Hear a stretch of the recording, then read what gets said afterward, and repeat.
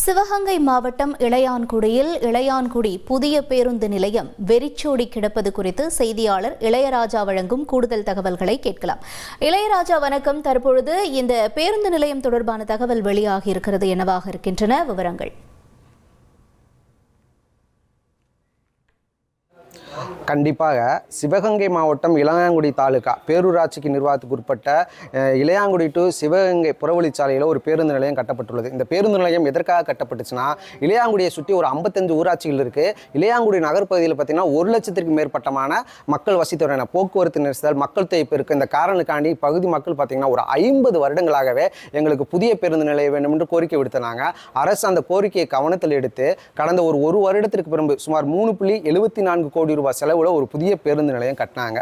ஆனால் அந்த பேருந்து நிலையம் கட்டப்பட்டு தமிழக முதல்வரும் கடந்த பிப்ரவரி மாதம் இந்த பேருந்து நிலையத்தை காணொலி காட்சி மூலம் திறந்து வச்சாரு. ஆனால் கட்டப்பட்டு திறந்து வைக்கப்பட்டதோட சரிங்க.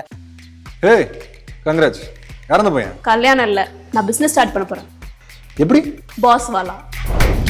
பாஸ் வாலா, பி தி பாஸ். எந்த ஒரு பேருந்துமே இதுக்குள்ள வரல. 1-2 பேருந்துகள் மட்டும்தான், அது சிவகங்கை போற பேருந்துகள் மட்டும்தான் வருகிறது. அரசு பேருந்து முதற்கொண்டு தனியார் பேருந்து வரை எல்லா பேருந்துமே இந்த பேருந்து நிலையத்தை புறக்கணிக்கிறாங்க. அதுக்கான காரணங்கள் என்ன கேட்கும்போது அதிர்ச்சிகரமான காரணங்கள் சொல்றாங்க. இளையான்குடி பேரூராட்சி நிர்வாகம் இந்த உள்ள வருகின்ற பேருந்துகளுக்கு பேருந்து நிலையத்தில் தான் வச்சு தான் வரி வசூலிக்கணும். ஆனால் அப்படி வசூலிக்கிறதே கிடையாது. நகரின் மையப்பகுதியிலே வச்சு தனியார் பேருந்தாலும் சரி எந்த ஒரு பேருந்தாலும் அங்கேயே வசூலிக்கிறாங்க. அவங்களும் அதை ஒரு அட்வான்டேஜாக எடுத்துக்கொண்டு பேருந்து நிலையத்தை புறக்கணிச்சு விட்டு அப்படியே ஒரு நகர்ப்பகுதியிலே அப்படியே புறவழிச்சலியாக போயிடுறாங்க. இதனால பயணிகளை பார்த்தீங்கன்னா அவங்க வர இடத்துல பேருந்து நிலையத்திற்கு வெளியவே இறக்கி விட்டுறாங்க. அதனால பேருந்து நிலையத்தில் பகலில் நடந்துதான் வர்றாங்க. நீங்க காட்சிகளை பார்க்கலாம். கடுமையான வெயிலில் கூட தங்களுடைய பொருட்களையும் குழந்தைகளையும் கூட்டு கொண்டு தான் வராங்க. பேருந்து நிலையத்தை பார்க்கும் போது தெரியும் எந்த ஒரு பேருந்து நிலையமே கிடையாது. காட்சிகளை தொடர்ந்து இன்னொரு காட்சிகளும் பார்க்கலாம். இந்த பேருந்து நிலையத்தில் தாய்மார்கள் பால் ஊட்டும் அறைன்ற ஒரு அறை இருக்குங்க. அந்த அறை 2 மாதத்துக்கு முன்னாடி கொண்டு வந்திருக்காங்க. ஆனால் அந்த அறையை பார்த்தீங்கன்னா பூட்டு போட்டு பூட்டி வச்சிருக்காங்க. எதுக்குன்னு கேட்டால் யாராச்சும் செலிபிரிட்டி வச்சு தான் அதை திறக்கணும், அப்பதான் திறக்கணும்னு சொல்றாங்க. ஏன் தாய்மார்கள் தங்கள் குழந்தைகளுக்கு பால் ஊட்டுவது கூட இந்த அறையை திறக்காதற்கு மிகப்பெரிய இன்னல்கள் அவதிகளை பெண்களும் அனுபவிச்சு வர்றாங்க. மேலும் இந்த பேருந்து நிலையத்தை ஏன் இந்த மாதிரி இன்னல்கள் இந்த மாதிரி பிரச்சனைகள் நடக்கிறது என்று கூறுவதற்கு இப்பகுதியை சேர்ந்த கவுன்சிலர் ஷேக் அப்துல் கமீது நம்ம கூட இருக்காரு. ஐயா வணக்கம்.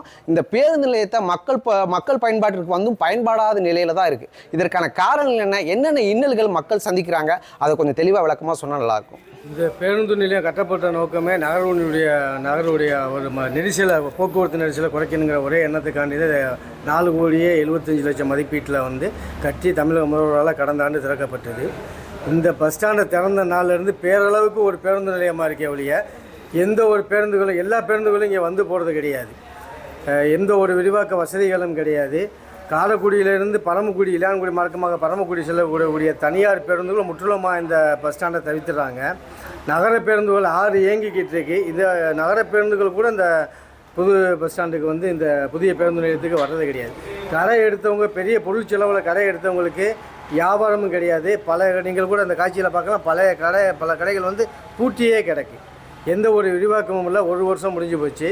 இது விஷயமாக நம்ம போக்குவரத்து துறை அதிகாரிகள்கிட்டையும் வட்டார மண்டல போக்குவரத்து ஆய்வாளர்கிட்டையும் பல தடவை கொடுத்துட்டோம். சிஎம் செல்லில் கூட பல தடவை மனு கொடுத்துட்டோம். எந்த ஒரு நடவடிக்கையும் இல்லை.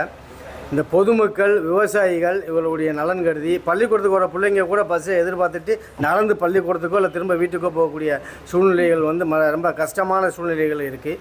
விவசாயிகள் தங்களுடைய பொருட்களை மார்க்கெட்டுக்கு கொண்டு வர்றாங்க. பஸ்ஸு வரலைங்கிறதுக்காக திரும்ப தலையிலே தூக்கிட்டு போகக்கூடிய சூழ்நிலைகளும் அந்த மாதிரி சம்பவங்களும் இங்கே நடந்துக்கிட்டு இருக்கு. அதனால் மாவட்ட நிர்வாகம் இதில் உடனடியாக தலையிட்டு அனைத்து பேருந்துகளும் இந்த பேருந்து நிலையத்திற்கு செல்ல நடவடிக்கை எடுக்க வேண்டும் என்று இப்பகுதி பொதுமக்கள் சார்பாக கேட்டுக்கொள்கிறேன். கவுன்சிலர் சொன்னது மாதிரியே பார்த்தீங்கன்னா பல கடைகள் பூட்டி தான் கிடக்கு. இப்போ ஒரு சொல்லியிருந்தார் பார்த்தீங்கன்னா பள்ளி மாணவர்கள் பார்த்தீங்கன்னா பேருந்து இல்லாமல் வீட்டுக்கு திரும்பி போகிற அவல நிலை கூட எழுப்பிட்டு இருக்கு. மாவட்ட ஆட்சியர் இதை கவனத்தில் எடுத்துக்கொண்டு இந்த பேருந்து நிலையத்தை முழு செயல்பாட்டு கொண்டு வர நடவடிக்கை எடுக்க வேண்டும். அது மட்டும் இல்லாமல் அந்த பேருந்து நிலையத்திற்கு வராத பேருந்துகள் மீதும் அவர்களை லைசன்ஸை ரத்து செய்ய வேண்டும், இல்லை அவர்கள் மீது அபராதம் விதிக்க வேண்டும் என்று இப்பகுதி மக்கள் தொடர்ந்து கோரிக்கை வைத்து வருகின்றனர்.